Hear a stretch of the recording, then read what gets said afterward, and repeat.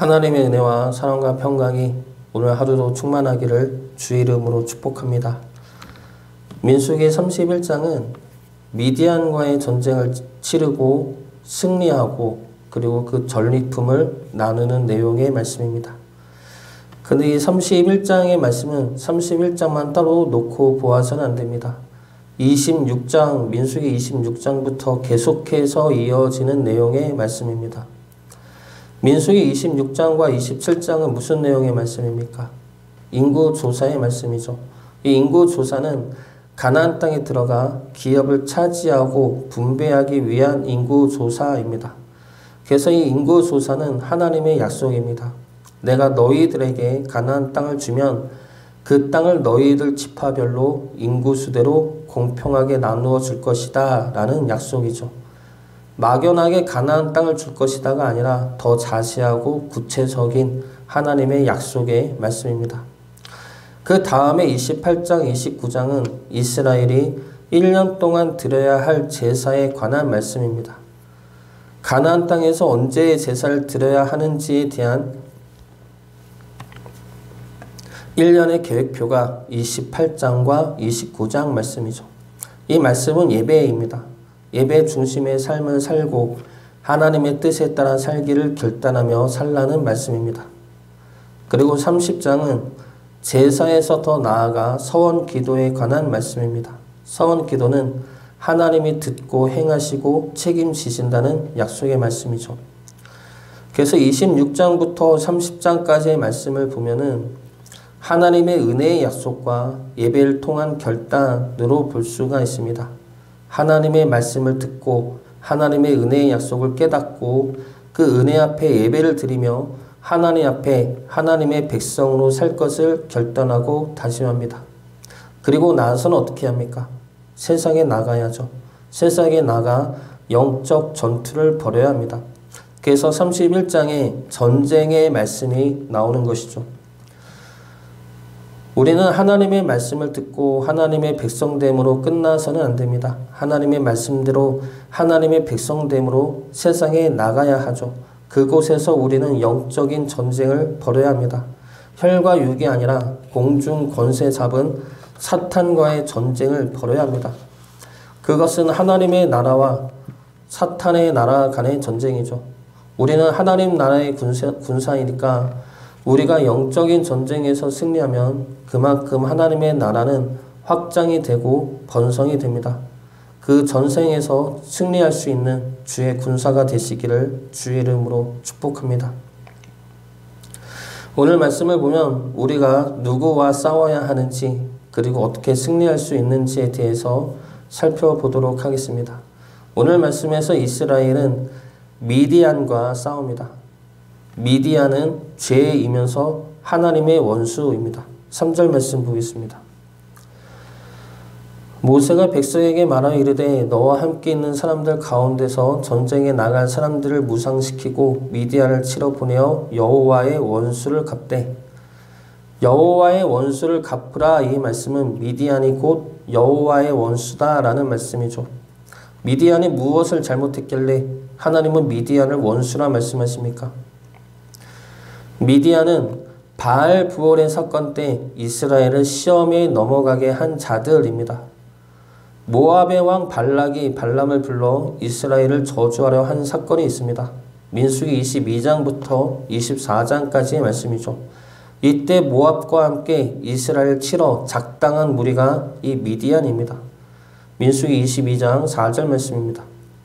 미디안 장로들에게 이르되 이제 이 무리가 소가 밭의 풀을 뜯어 먹음같이 우리 사방에 있는 것을 다 뜯어 먹으려다 하니 그때 십볼의 아들 발락이 모압 왕이었더라. 모압과 미디안이 작당해서 이스라엘 치러 하는 것이죠. 이때 생각했던 것이 발람이라는 선지자를 불러 이스라엘을 저주하는 것이었습니다. 그러나 하나님이 그 저주를 막으시고 오히려 축복의 말씀을 하게 하시죠. 그러면서 이 사건은 끝나지만 이스라엘을 무너뜨리려 하는 계획은 이대로 끝나지가 않습니다. 이들은 다시 작당해서 이스라엘을 죄의 유혹에 넘어가게 만듭니다. 이들이 쓴 계략이 미인계죠. 모압 여인들을 보내서 이스라엘 남자들이 쾌락에 빠지게 합니다. 미디안 여인들도 보내서 이스라엘 지도자들과 결혼을 하게 합니다. 그리고 이 여인들을 통해 바알 신을 섬기게 하죠. 고대의 신들을 섬기는 제사의 모습에는 성적인 쾌락이 있습니다. 바알 신도 마찬가지이죠. 바알은 농경신인데 풍요를 위해 치르는 의식 중에 가장 중요한 의식이 남녀 간의 집단 성관계입니다.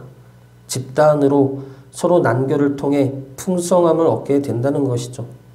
그래서 바알 부올의 사건은 모압 여인들과 미디안 여인들과의 집단 성관계를 통해 쾌락을 알게 되고 그 쾌락을 위해 하나님을 버리고 바알을 섬기기로 결심한 사건입니다. 그로 인해 하나님은 이스라엘에게 심판을 내려 24,000명이 죽임을 당하죠. 그리고 나서 이스라엘을 다시 회복시키신 후에 미디안을 치러 보내는 겁니다. 미디안은 죄입니다. 이스라엘이 한번 빠졌던 죄성입니다.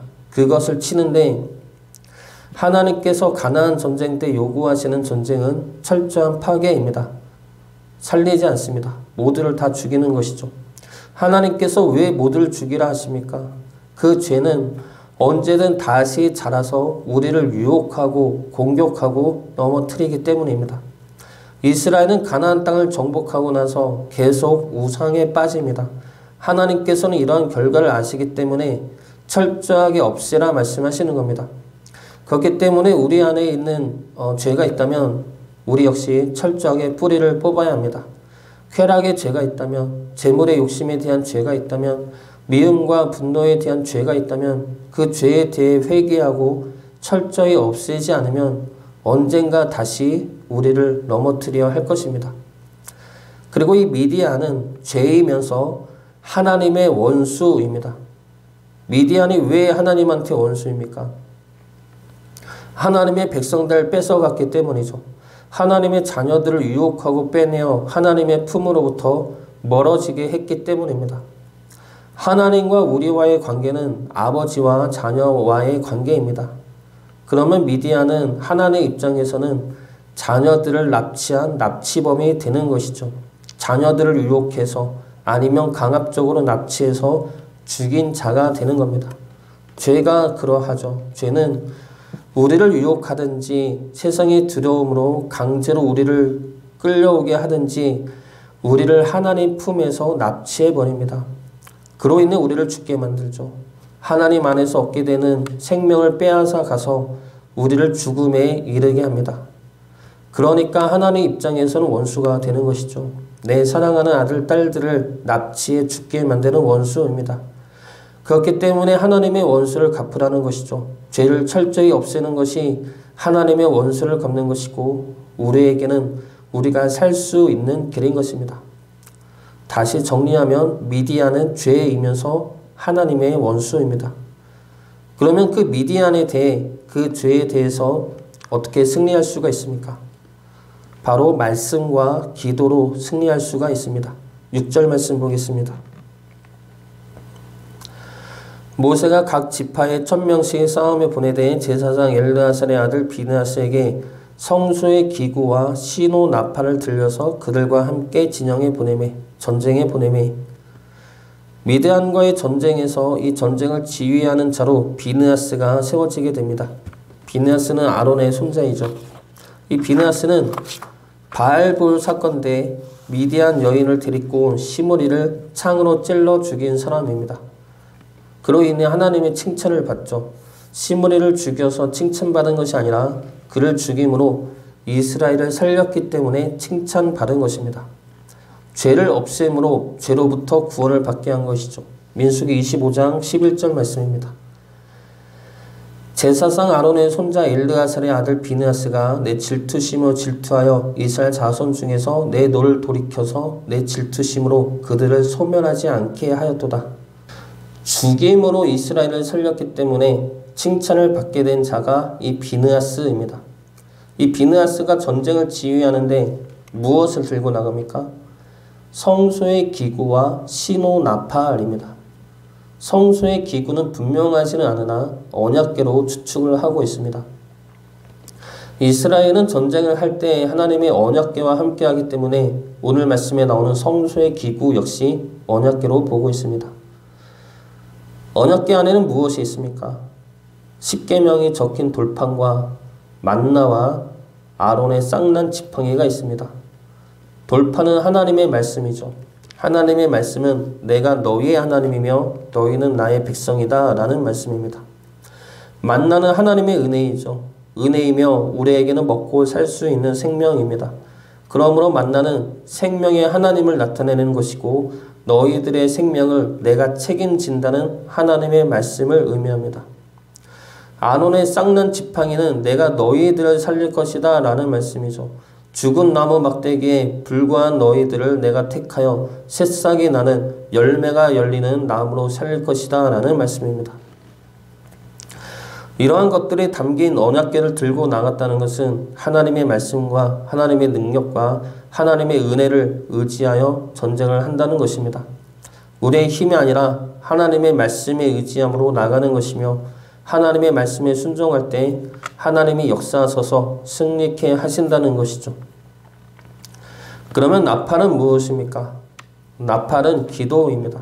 민수기 10장 9절 말씀입니다. 또 너희 땅에서 너희가 자기를 압박하는 대적을 치러 나갈 때에는 나팔을 크게 불지니 그리하면 너희 하나님 여호와가 너희를 기억하고 너희를 너희의 대적에게서 구원하시리라. 하나님은 이스라엘이 전쟁을 하러 나갈 때 나팔을 불라 말씀하십니다. 그리하면 하나님이 너희를 기억하신다 말씀하시죠. 이 기억은 잊었다가 갑자기 생각나는 것이 아닙니다. 이 기억은 약속이고 역사하심이죠. 나팔을 불 때 하나님께서 우리를 향해 약속하셨던 그 말씀들을 이루시겠다는 것입니다. 역사하시겠다는 것이죠. 내가 너희들을 구원하고 생명을 지키며 은혜를 줄 것이다 라는 하나님의 약속을 실행하시겠다는 겁니다. 그러므로 나팔을 분다는 것은 하나님이 약속하셨던 말씀을 이뤄달라는 기도입니다. 그리고 하나님은 그 기도를 통해 역사하신다는 것이죠. 우리에게는 죄가 있습니다. 끊어도 계속해서 나오는 죄들이 있죠. 그 죄는 하나님의 원수입니다. 우리를 잡아 죽음에 이르게 하는 하나님의 원수이죠. 그러므로 그 죄를 우리 안에서 깨끗이 뽑아내야 할 것입니다. 그 죄가 우리 앞에 있을 때 우리는 하나님의 말씀과 기도를 의지함으로 그 죄를 다스리고 승리하여야 할 것입니다.